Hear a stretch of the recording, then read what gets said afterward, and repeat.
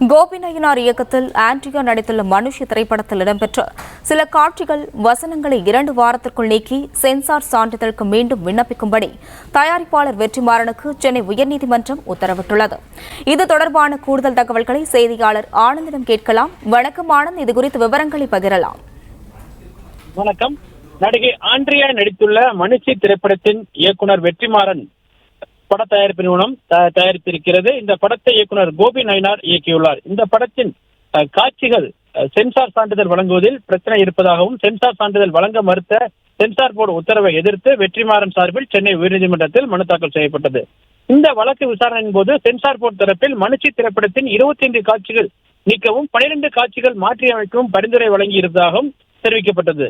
இதனையடுத்து இது தொடர்பான அந்த காட்சிகள் மற்றும் திரைப்படத்தை நீதிபதி ஆனந்த் வெங்கடேஷ் பார்வையிட்டார். இந்த நிலையில் இந்த வழக்கு மீண்டும் விசாரணைக்கு வந்தபோது படத்தின் கடவுள், அறிவியல் நம்பிக்கை, சித்தாந்தம், அடையாளம் ஆகியவற்றின் குறித்த வெளிப்படையான உரையாடல்கள் இடம்பெற்றிருப்பதாக சென்சார் போர்டு தரப்பில் நீக்க வேண்டும் எனவும் தெரிவிக்கப்பட்டது.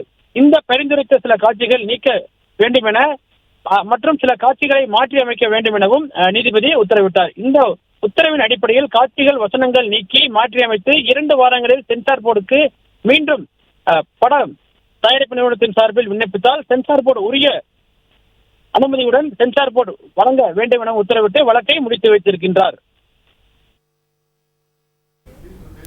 விவரங்களுக்கு நன்றி ஆனந்த்.